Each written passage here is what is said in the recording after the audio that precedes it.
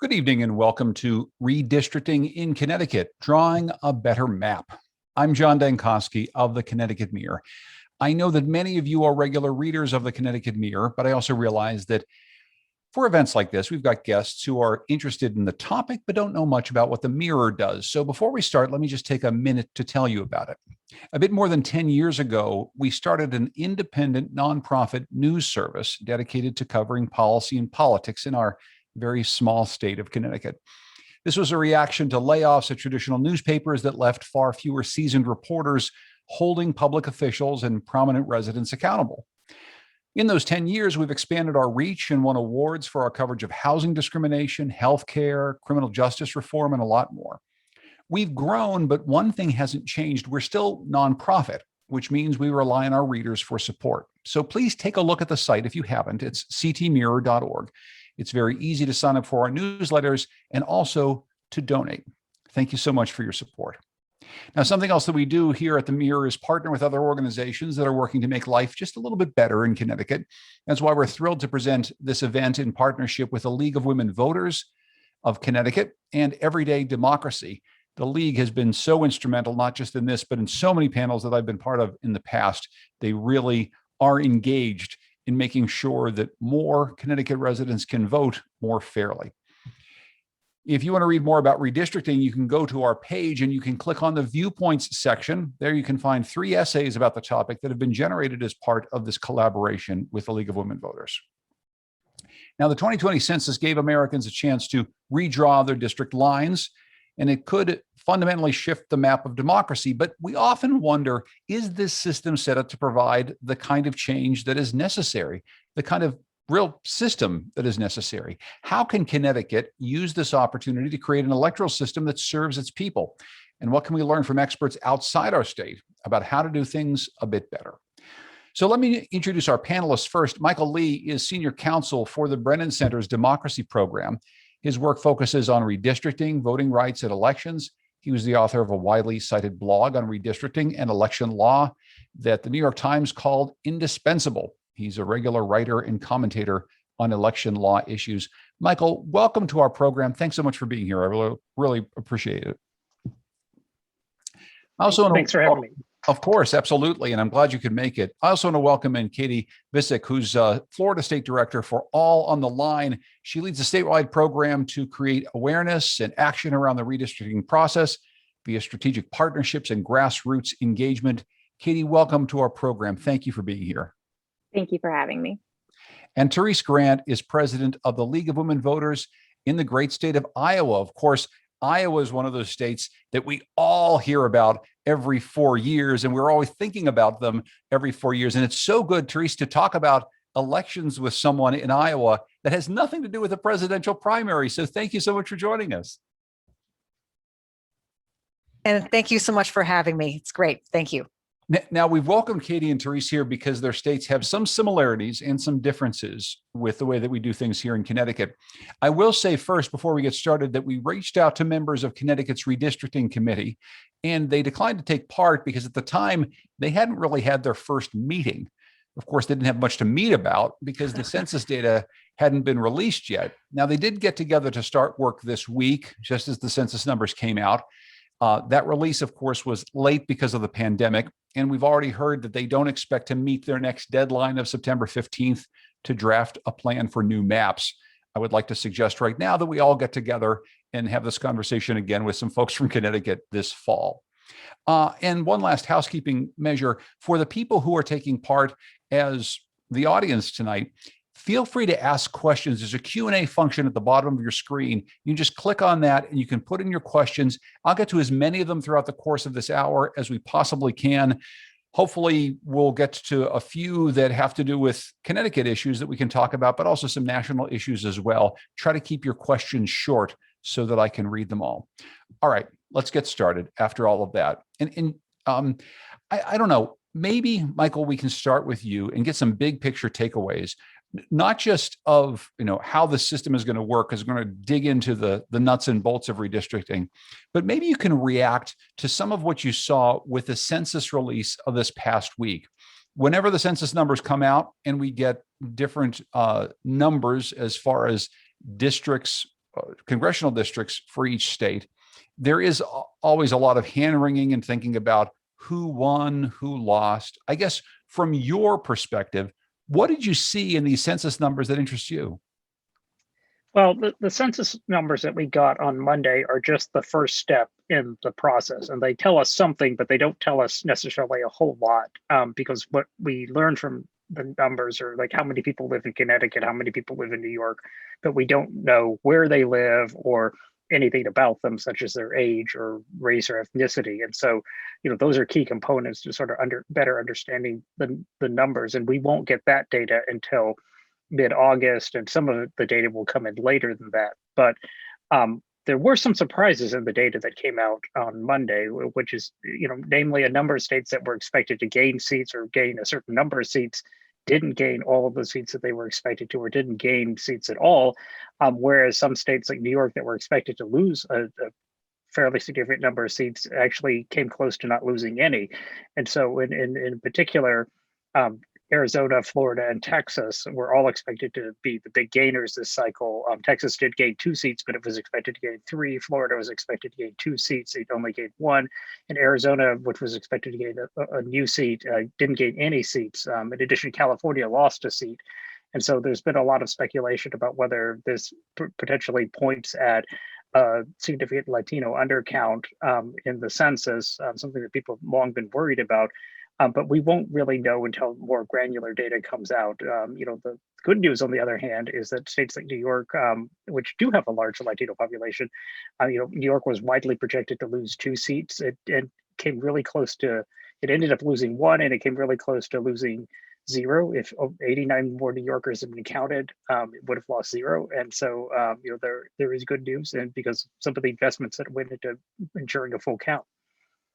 I want to just quickly get to that 89 number, because here in Connecticut, I mean, New York is our neighbor, and there's an awful lot of people who read the Connecticut Mirror, who might be even watching tonight, who commute into New York every day, and they look to Albany at least as much as they look to Hartford in terms of policy and what newspapers they read. And when they woke up and read that if they counted 89 more people in the state of New York, there would be another congressional seat in New York, that's the sort of thing that makes you go, is this system working exactly the way it's supposed to? Well, you could look at it as a glass half full or glass half empty sort of situation. Again, New York was widely expected to lose 2 seats, or come really close to losing 2 seats. It came really close to losing 0 seats. And that really is a testament to the investment that the state of New York and the city of New York put into getting people to participate in the census. And bear in mind that when people were participating in the census, it was right in the middle of the pandemic as New York was being hit really hard. And the fact that, somehow through all of that, people were nonetheless managed to complete the census in much higher numbers than expected. New York, I think, had one of the best response rates in the country. And that really is a testament to the investment that not only the government, but also community groups put in, because they recognize how much was at stake, because it's not only representation, right? It's also federal funding. $1.5 trillion in federal funds are allocated to states every year based on the results of the census. That's everything from education to transportation, and for that matter, vaccines. The number of vaccines that states got for COVID was in part determined by the 2010 census. And so, people recognize that it was really important to invest in the census, and it sort of paid off. Whereas in contrast, states like Texas, which is a very fast growing state, Texas decided to invest $0 in census turnout, and it fell short. So, it's almost certainly in part because, there weren't TV ads in Texas. There weren't people you weren't getting mailers. No one was calling you to say participate in the census. And so, I would probably look at New York as a glass like 90% full situation as opposed to a glass half empty. Well, let's actually turn quickly then to Florida. And Katie, Michael's already said that Florida was expected to potentially pick up another congressional seat, fell a little bit short of that. Obviously, Florida is growing very fast. Maybe not in the same way as Texas. Florida did not invest in the type of get out the census exercise that a lot of other states did. What can you tell us from the ground in Florida? And how you are reacting to those numbers that came out. Yeah, I mean, I think I'll definitely piggyback on what Michael said. We don't have the complete data yet. And so we feel like it's a wait and see. We don't have that granular data that tells us who got counted and who didn't get counted. But it is absolutely something that groups on the ground are looking at. And again, we are similar to Texas in the fact that we did not put a committee together. The governor did not invest any funds. We had groups on the ground who were putting together partner-based outreach, and they did as good of a job as they possibly could. But that very much could have resulted in what we see as losing that extra representation. And so we are definitely looking to see what the data looks like once we get it in August or September. And are you concerned about that Latino undercount that Michael and others have been talking about? Yeah, absolutely. I mean, one of the areas that we have seen a lot of population growth is Central Florida, and that happens to be one of the areas where there is a large and growing Latino population. And so to see that that's likely where that district is going to go, maybe that doesn't correlate in the representation that it should if we do end up with an undercount of that specific population. So it's definitely a wait and see type of thing. Yeah, and that part of Florida too, a very large Latino population, a very large population of people who are from Puerto Rico originally. And that's one way in which Florida is very much like Connecticut. We have a very large Puerto Rican population here, people who go back and forth between the island and the mainland. We see in those census numbers that Puerto Rico lost a lot of population, not surprisingly, over the course of the last 10 years after the series of hurricanes and other incidents. So there is always a question about whether or not places like Florida and Connecticut will end up with more American citizens, residents of Puerto Rico who've decided to make their home in Orlando or in Hartford. Mm-hmm. I want to turn to Therese in Iowa. What did you see out of these numbers? Obviously, as we get the demographic numbers in the fall, it's going to mean things are going to change a little bit. But what did you see in your home state? Well, in Iowa, really the situation hasn't changed that much. I was rather surprised that the population actually grew a little bit. And so in Iowa, we will retain our 4 congressional districts that we've had for some time.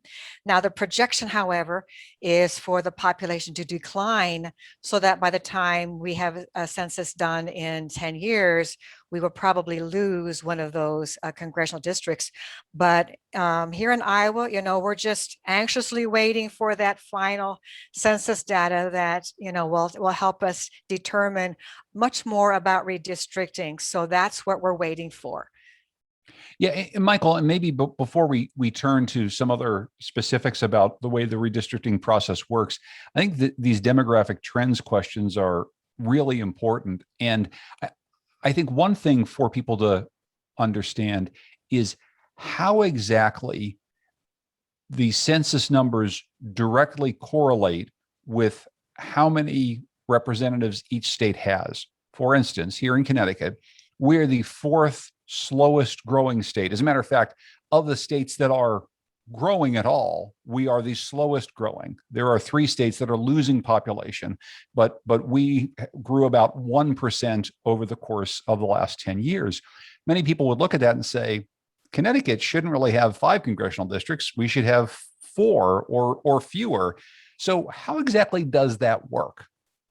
So there's a formula set in federal law that allocates the congressional seats among the states, and it starts with every state getting at least 1, right? So that takes 50 out of the 435 out, and then there are 385 seats left. And then there is this formula, which is a pretty automatic formula that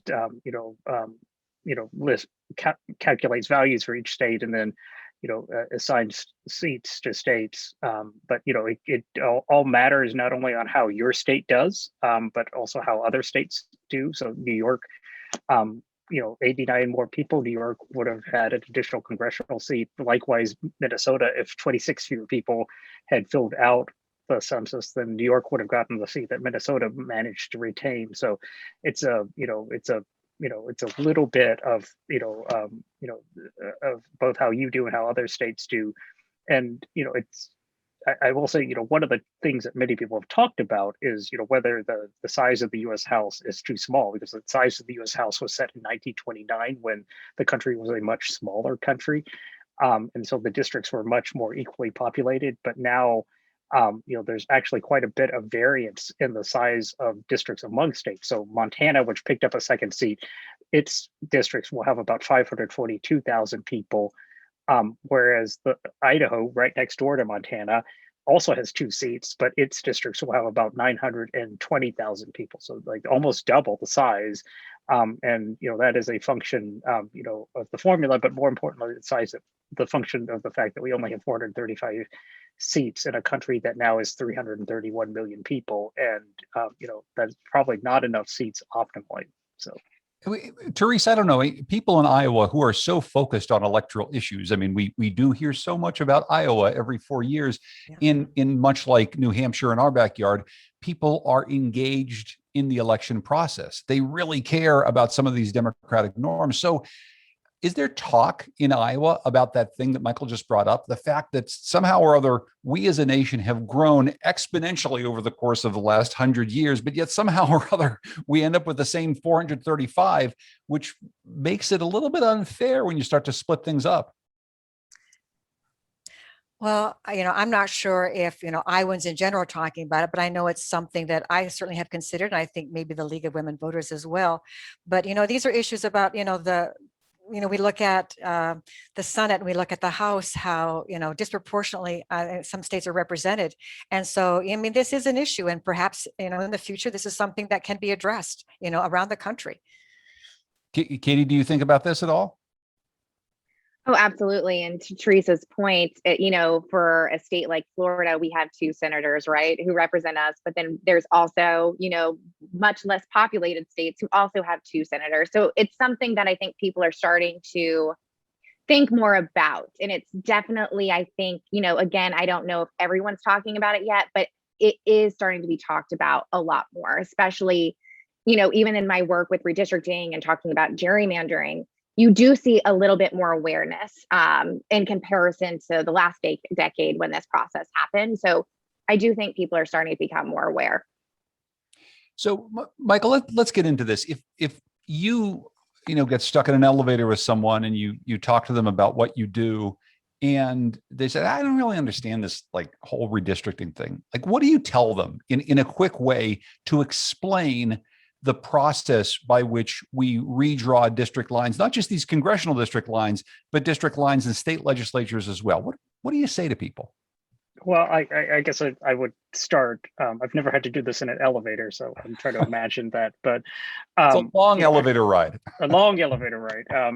I always start we draw districts so that we determine who's in power. And in this country, we have elections every 2 years because the framers, the founding generation, thought that, as the mood of the people shifted, so should the composition of legislature, so should the composition of Congress. And what happens when we draw the lines instead is oftentimes people put their thumb on the scale so that they sort of predetermine the results of elections. And so we really, in many cases, don't actually need to have the election because we already know who's going to win, which is really anathema to the whole purpose of this. And what I do is we work on reforms and work on ways to sort of make the process better so that it's more true to the founding generation's vision, which is that the legislatures of the country, Congress, should be an exact portrait, a miniature of the people as a whole. And that's really what we want, because that's the Congress should be, the U.S. House at least should be a miniature of the American people, in all of its diversity, political diversity, ethnic diversity, regional diversity. And unfortunately, that doesn't happen because we also have another long American tradition, sort of a dark tradition of putting our thumb on the scale and drawing maps so that we favor certain incumbents or favor certain political parties. And that's what I think a lot of groups are fighting against. Is the goal to make districts that are more competitive so that we don't just know who's always going to get elected and we almost don't have to have the election? Or is the goal to truly represent the people who live in that particular area? Because in some ways, those two things could work together, but in some ways, those things are very divergent ideas. Yeah, they are. Yeah, I mean, and that's a good point because, there are places, I live in Brooklyn, New York, where there aren't a lot of Republicans, and it could be, you really can't draw districts that are competitive for Republicans if your life depended on it. Likewise, in West Texas, it's very hard to draw districts that are, um, competitive for Democrats, right? And that's okay. That is just a function of the area, and you shouldn't try to have competitiveness at all cost. But on the other hand, there are many places where if you just sort of plop down a district size shape on the state and didn't sort of try to rig it in any way, the district would have a fair amount of competitiveness, right? Just because you were keeping communities together, and as community mood shifts, who wins would also shift. Now, that doesn't happen everywhere. There are places that are very Democratic and some places that are very Republican, and that's okay. But what happens, unfortunately, is that in places where you could have competition, people decide to take that competition out and to sort of engineer it out of the system. And that's where it becomes problematic, because then you end up like, take North Carolina, which is a 50-50 state. Republicans drew a map that gave them 10 out of 13 congressional seats, a 10-3 map. Pennsylvania had a 13-5 map, and another 50-50 state. Ohio, close to a 50-50 state, had a 12-4 map in favor of Republicans. And that's sort of the putting your thumb on the scale that is sort of very anti-democratic. So Katie, from your perspective in Florida, maybe you can talk about what some of the problems are with the districting process there, and what your organization, what All on the Line, tries to do. Absolutely. I'll start with the fact that it is a fully run legislative process that occurs in Florida. And there's not a lot of rules around the actual process itself. Now, we have rules around what maps should look like and what criteria, but the process itself can either be transparent or not transparent, depending on what the legislature feels, right? And so I can give you a story of the 2012 process. The leadership at the time said this was going to be the most transparent redistricting process ever. They created a map portal for citizens to be able to say, like, this is what I think the state should look like. This is where my community is. Well, it was through litigation that we actually found out that political partisan operatives already had the maps drawn. And then they sent folks to the hearings to submit maps that the political partisan operatives drew. So they really took advantage of the process, right? Now, I think the one shining light in Florida is we have what are called the Fair District Amendments. And so it does put some boundaries around what districts should look like. It bans partisan gerrymandering. It bans the intent to favor or disfavor a political party or an incumbent. It also has protections for racial and language minorities, for folks to be able to elect representatives of their choice. It tries to make sure districts are compact in that they're as nearly equal in population as possible. And so the problem is the legislature doesn't always have to follow those, right? So even though that is the guidelines, what we saw is completely gerrymandered maps. Those amendments were passed by voters in 2010. 2012 was the first redistricting process that occurred afterwards.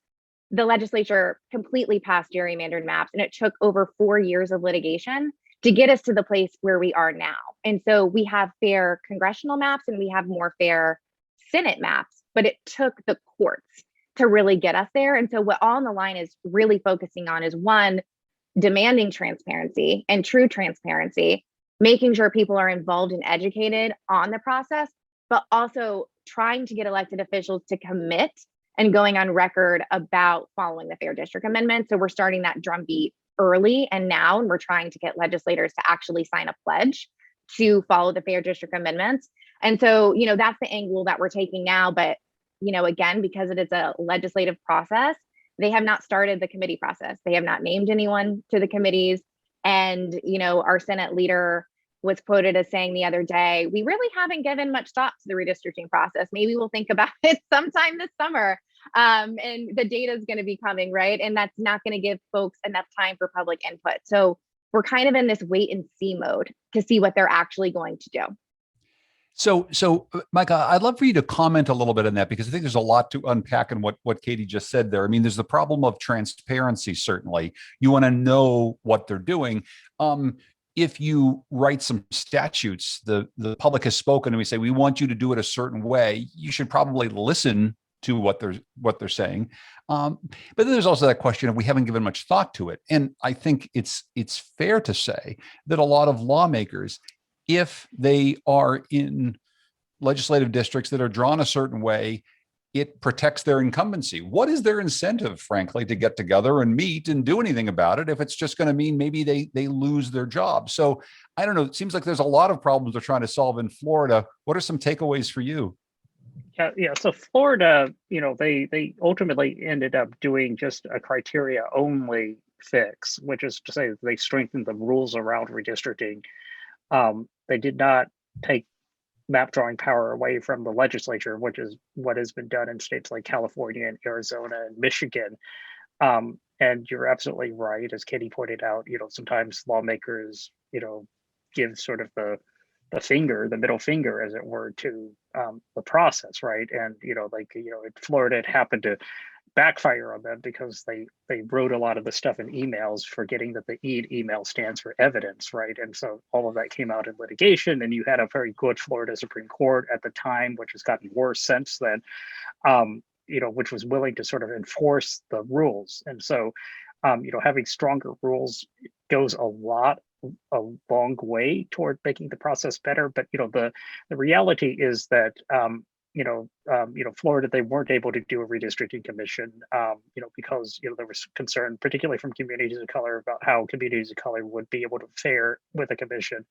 But the good news is that redistricting reform is not one size fits all, right? I think Florida took a big step in the right direction with the Fair Districts Amendment, but there could be other things that could be done that also could strengthen the process. And, the biggest predictor of whether a state will have problems with redistricting or not is whether one party can control the process. When one party controls the process, whether it's Democrats or Republicans, that's an open invitation to gerrymander maps and to discriminating against communities of color.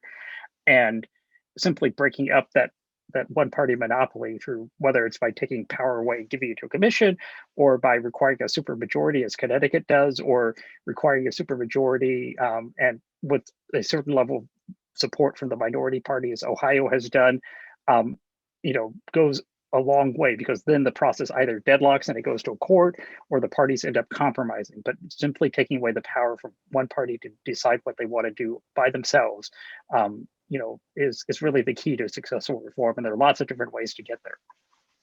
So Teresa, let me turn to you. I mean, what are some of the issues in Iowa in terms of the way your redistricting process works, and what is the league there doing to change some things? Well, today we're not doing too much because this happened 30, 40 years ago. The process that we have in Iowa is a nonpartisan process. And the league actually got help to get that started, because this was back in 1971 when the map was drawn.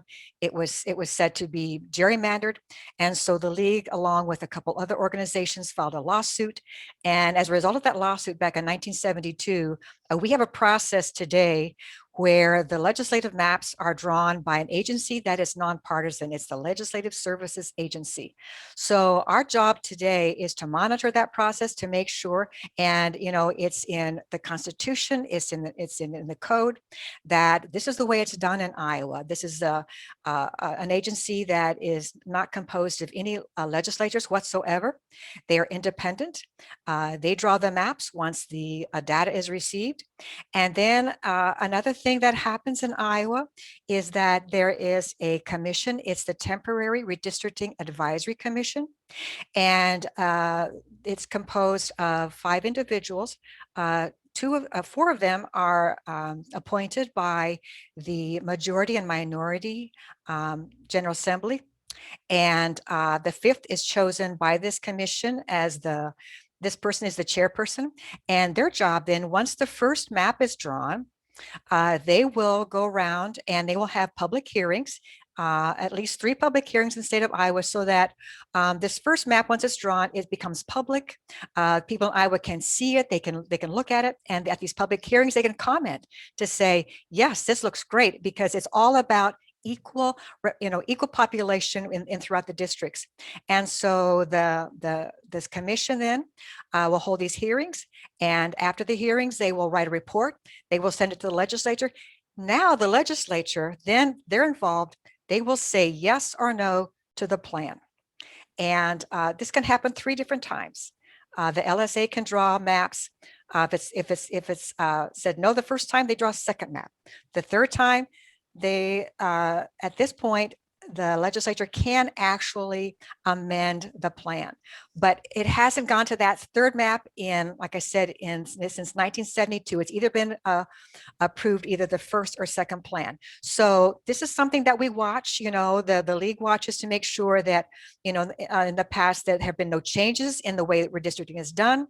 And we will certainly keep an eye on what happens once we get the data and in September and follow the process. So Michael, does this seem like a fairer, a better way of doing this than, say, what Florida does or what Connecticut does? Well, the Iowa model, no question, has been really successful. But I think even as some of the folks involved in Iowa, at the Legislative Services Agency would tell you, they're not sure that it translates well to other states. In part because, there's a lot of trust built in the system, and that's, something that's sort of cultural to Iowa that it doesn't necessarily exist in other states. So I come from Texas, for example, originally, and, the Texas legislature is probably very different culturally than Iowa.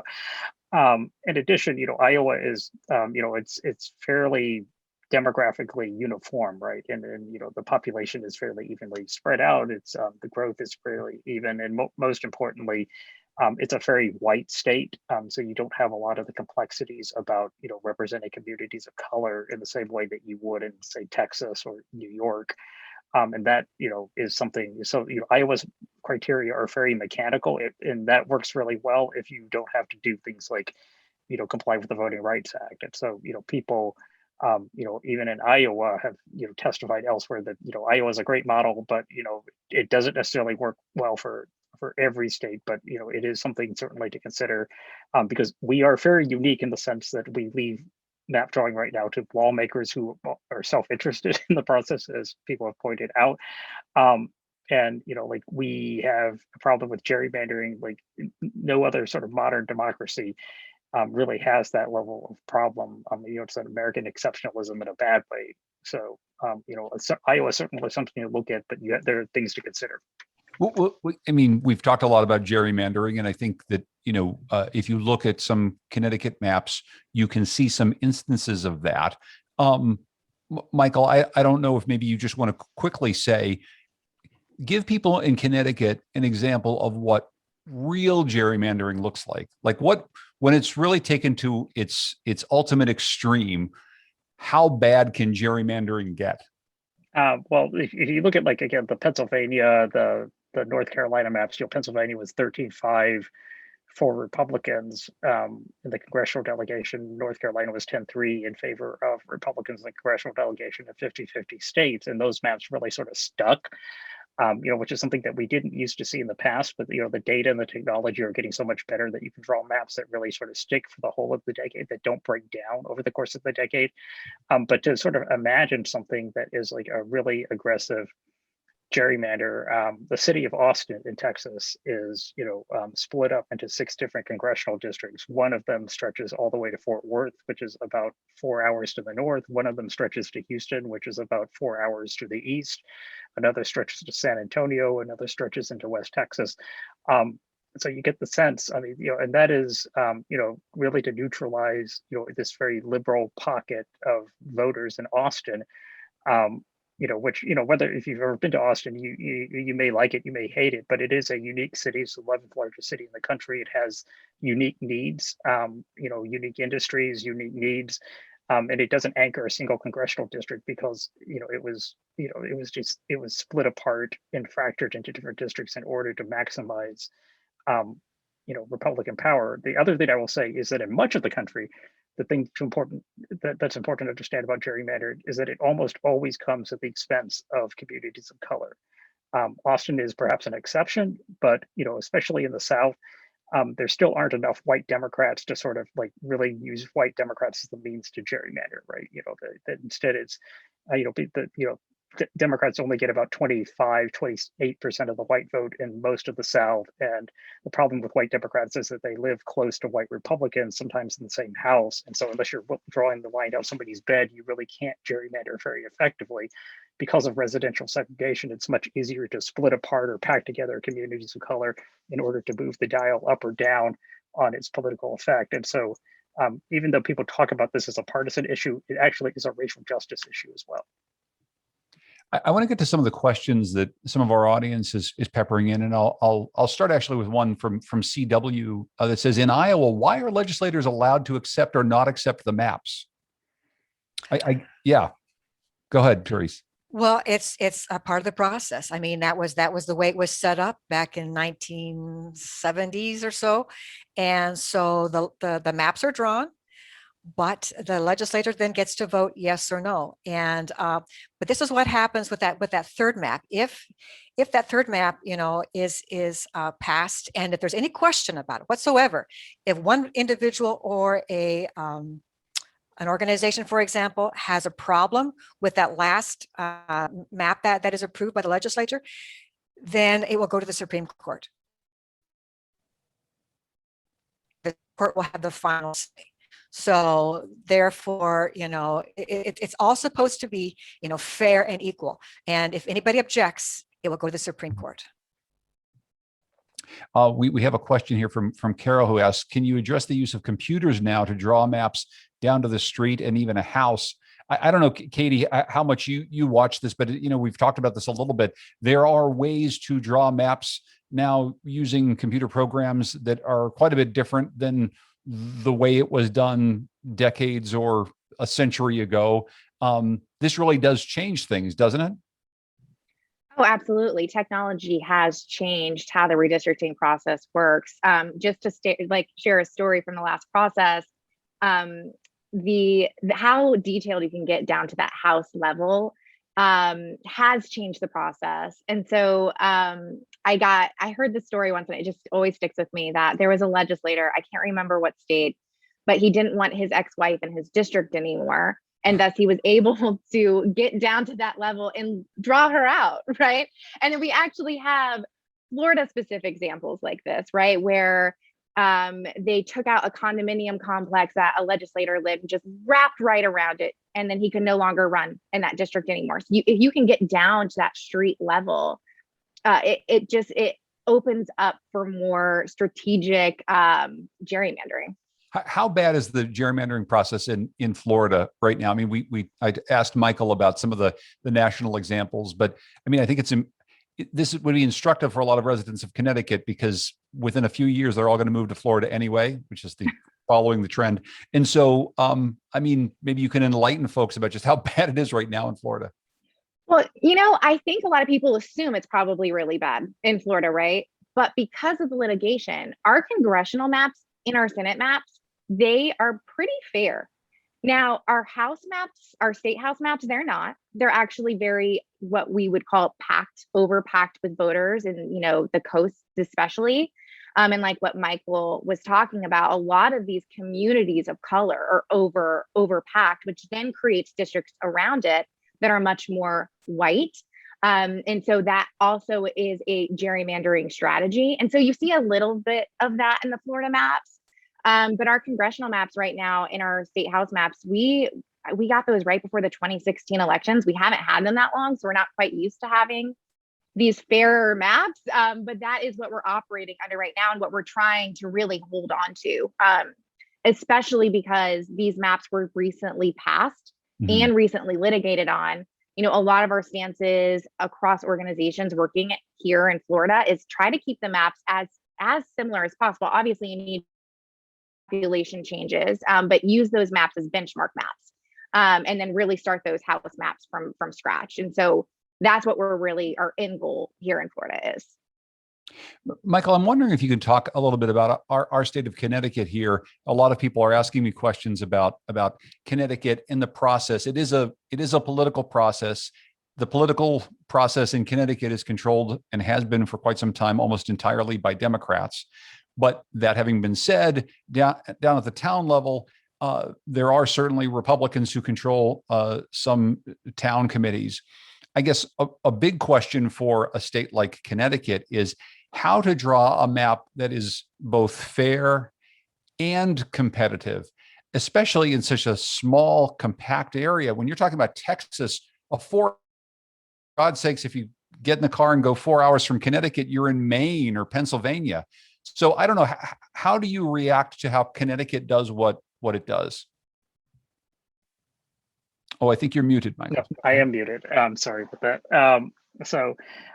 Connecticut actually does, pretty well compared to other states. And I know, like, when I go around the country, everybody always wants to say our state is the worst. And, like this inevitably, other than Iowa people are very proud of their model. But most states you go to, people want to tell you about like how the maps are not well drawn. But, Connecticut, because it has a two-thirds majority requirement in the legislature, even though it's a political process. And, right now in the House, there is not a Democratic two-thirds majority, unless things have changed more recently. But, so that means that there has to be at least some level of compromise. You have to get some support from the other party. Now, there's probably more that could be done to make the process fair. But that, it's I would say it's a solid B, even a B+ process overall.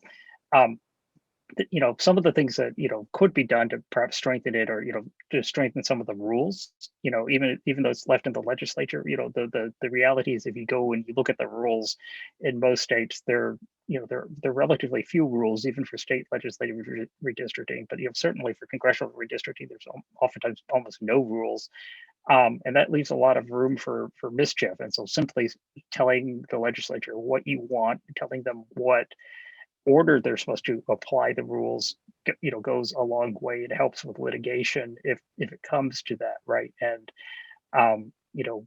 certainly, even though, as most people know, the U.S. Supreme Court has stepped out of policing partisan gerrymandering, saying like you can't bring claims into the federal Constitution.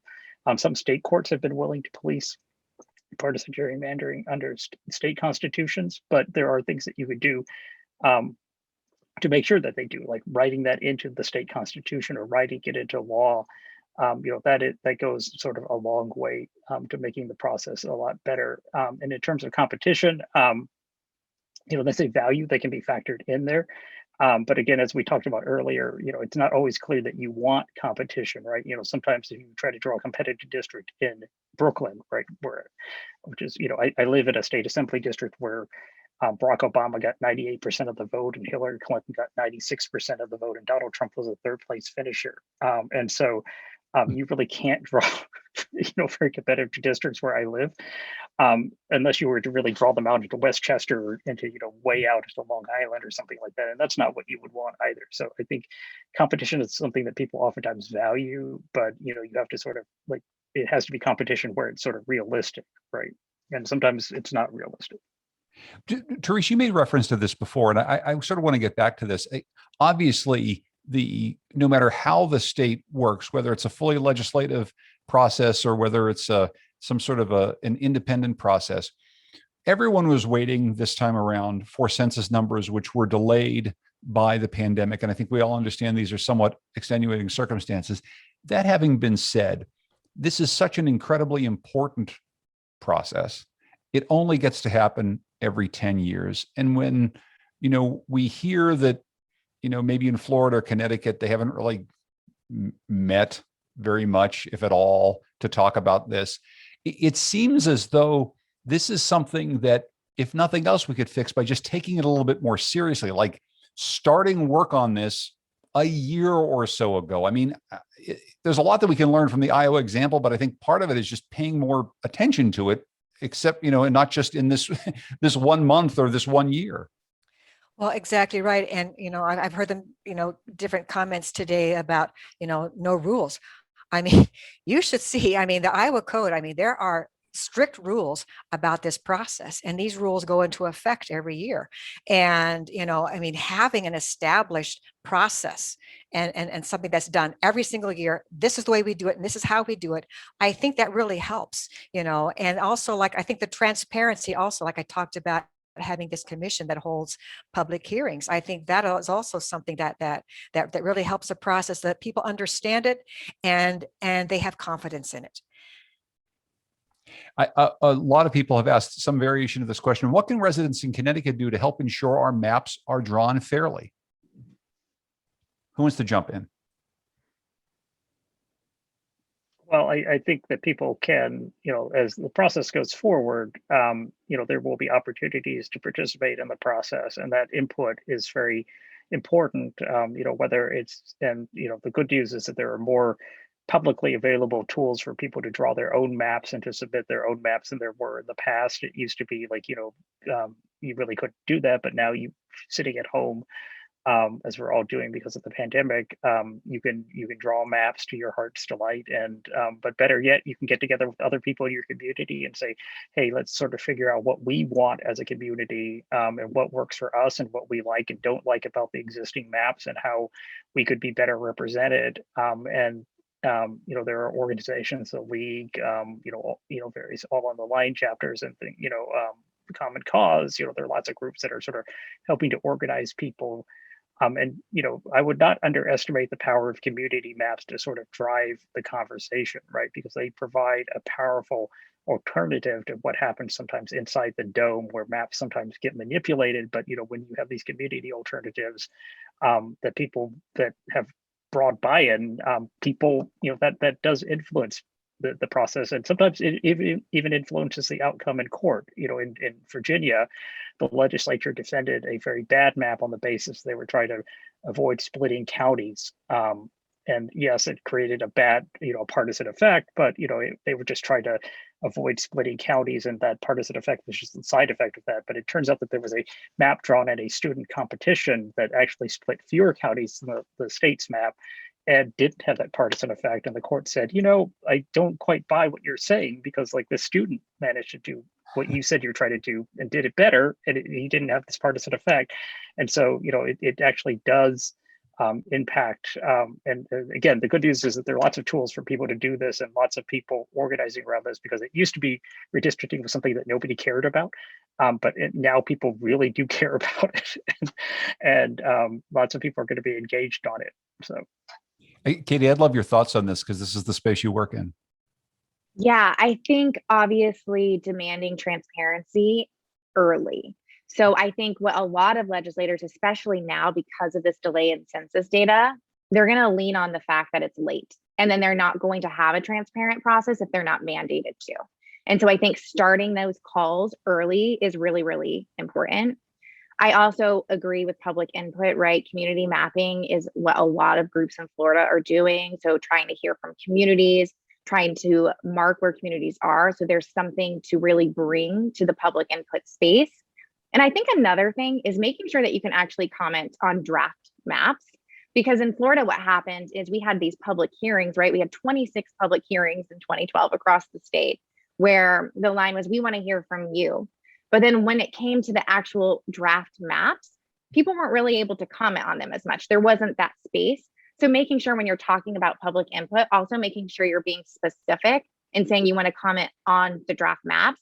You can even take it further, right? And ask for, any map drawing session to not be able to be done in a back room, that it has to be done in front of the public so people can actually see the process unfold. And I think if you can start those calls for action earlier, I do think starting that drumbeat early could make change in the process, if there especially isn't an official one that the legislators have to follow. Therese, since we're talking so much about map drawing, though, I think it's important to point out that, if you don't know very much about this process, you could look at a whole lot of maps that are drawn and say, well, that doesn't make any sense. I don't think of this town as being anything like this other town, or you couldn't possibly imagine that your community is lumped in with some other community. But the fact is, these maps have to take more into account than just geography, right? They don't have to just look pretty on the page. They have to serve an important function. So I guess I'm wondering how you think about that. about presenting maps sometimes that might be counterintuitive to people who live someplace, but actually preserve the function that they're trying to do, which is have a fair election, a fair district. Right. Well, you know, I mean, I don't know about, you know, the rest of the state, how things are done in the rest of the country, but in Iowa, you know, the maps are done by population, you know, and it doesn't matter. I mean, they don't take into any kind of account as far as, you know, politics or anything like that. So the maps that are drawn here in Iowa, especially when we talk about the state maps, you know, the counties have to be, you know, contiguous, and the population has to be, you know, -1%, blah, blah, blah. I mean, it's very, very compact the way things are done here. And, you know, that's what I've always known, and that's the way it's done. And it seems to be a very, very fair process. Population, I mean, that's the thing, to make it fair. You know, when you get to the cities, it's a little bit, you know, a little bit more complicated, but, you know, out in the rural areas, you know, these counties are just, you know, they're never split. And even you can't even just have them touch in the corner. They have to be side by side. So that's what we do here in Iowa. Yeah, and that's what we try to do around the country. It seems like Iowa has it figured out a little bit better than a lot of places. A couple of just real quick rapid fire questions here from people. Jeff asks a question about how much actual influence do state and federal office holders have over redistricting. He's under the impression that state legislators work in a bipartisan way to protect state incumbents, and people like Rosa DeLauro or John Larson push to make their districts as uncompetitive as possible. All right, so that's Jeff's question. Mike, I'll just put that to you. I mean, obviously this is happening at the state legislative level, but how much realistic impact do, say, senators and congresspeople in Washington have over this process? Well, when it's a legislative process, they oftentimes have a lot of say. I mean, that's the reality. And, you know, they oftentimes really dictate the way that maps are drawn. And Jeff is absolutely right that, you know, there oftentimes are bipartisan deals that are cut. You know, California had a really infamous bipartisan gerrymander where both parties agreed in 2001 to protect each other's seats. And it was so successful that out of 459 legislative and congressional races between 2001 and 2010, only one incumbent lost all decade, right? And so, you know, that incumbency protection is a problem. We talked a lot about favoring one party or the other, but incumbency protection is oftentimes something that also happens. And the reality is, you know, elected officials at both the state and local levels oftentimes have, and congressional levels have a lot of say in the process. But it's much better when you have a nonpartisan process, like like Iowa's, or like in California, where you have a commission drawing the maps, because then the map drawer really is isolated from that. Very quickly on the California model, or a model that's different than Iowa's. I mean, you can't take politics completely out of the process. Many people would say, if my lawmaker isn't taking part in it and it's some commission, a lot of people don't trust it. They say it's a room full of hooded figures making up district maps behind closed doors. How do you guard against a fear that if you take it out of the legislature's purview, you don't have fairness or accountability?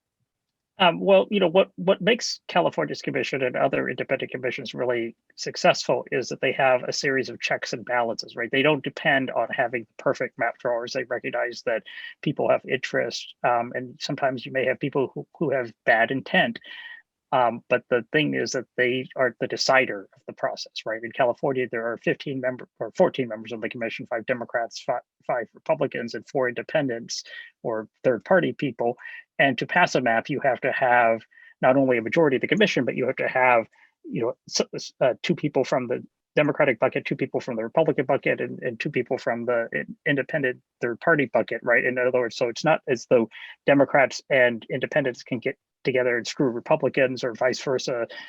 You really do have to have bipartisan support for a map, and that goes a long way. There's lots of transparency and other provisions, and the commissioners themselves are screened for conflicts of interest. They can't be too closely tied to the political process. They have to undergo this 90-minute interview before 3 auditors. It's a really complicated process to get on the California Commission. So none of this guarantees there won't be rogue actors or that people won't come in with bad motive, but even if they do, they're checks and balances, and that's really what makes the system work. Because again, the goal is not to let one group decide everything. One thing I want to make sure that we get to that a lot of people in Connecticut really want to change about the Connecticut system is a process called prison gerrymandering. The idea that you would count prisoners in the place that they are currently housed in a correctional facility, sometimes in a rural community, as opposed to their home communities. There are any number of reasons why that's a problem, right? Resources will flow to that host community as opposed to the towns or cities where the people originally are from. Michael or Katie or Therese, I don't know how much you take a look at this particular process around the country, but it just seems like this is something that when people first hear about it, they say, how can that possibly be? How can we count prisoners where they're incarcerated as opposed to where they're from? Yeah, I mean, this is something that the Census Bureau considered changing for this census. It decided not to do so because it had a lot of other things that were going on. But it's something certainly that the Census Bureau could change just in the way that it collects the data. You know, there probably would have to be some federal funding that goes along with that to help states do this, because the one thing that happens is that people who are incarcerated don't fill out the census themselves. The prisons fill it out for them. And you know, sometimes they have the information readily available. Some states have very modern systems, but other states like Louisiana, there's no reason for them to know like your old address. They just don't need it. They need to know how long you're in there for, whether you're dangerous or not, but they don't need to know where you used to live. And they do have that information, but it's written on paper in file cabinets. And so for them to do that, they'd have to like go through the file cabinet to do that. So helping states modernize how they track that information would be something that would be helpful. Some states have dealt with prison gerrymandering internally just by reallocating people to where they used to be. But that, of course, only addresses redistricting. It doesn't address like the federal funds that come, you know, because the federal government will still do the block grants based on, you know, the federal census. Katie, is this something that you're talking about in Florida? Yeah, it's something that more and more groups are starting to talk about. We had legislation filed to try to stop prison gerrymandering. You know, we have a Republican trifecta in Florida. It did not go anywhere, but it has been filed for the last couple of years. And so it's something that folks are starting to pay more attention to. I'll leave it at that and maybe get one quick thought from each of you. And Katie, I'll come to you first.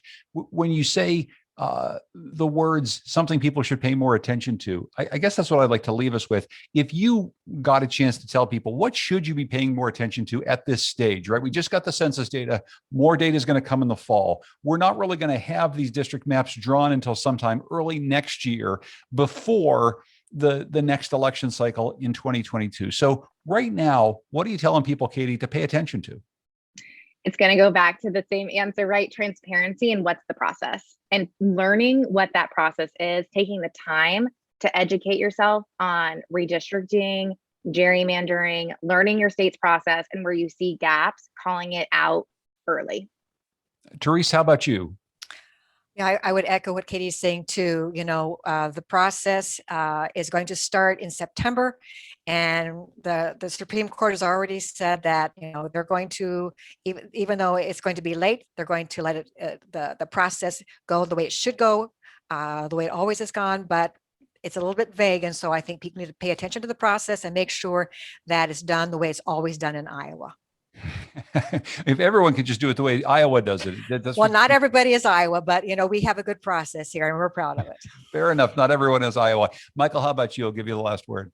I would just say, you know, be mindful of, you know, how, redistricting will take place later than normal this year, which means that it will be oftentimes rushed and that there will be potentially efforts to game the process and to take shortcuts and to make excuses for not doing everything that you should be doing. And, you know, but now, between now and mid-August, when the next round of data comes out, you know, this is the time to push to make sure that the process is open, transparent, and that states are doing everything that they need to do, including potentially moving primary dates in some of the states with early primaries to make sure that there's enough room, because getting, you know, this maps will stick for the whole of the decade. It's important to get this right.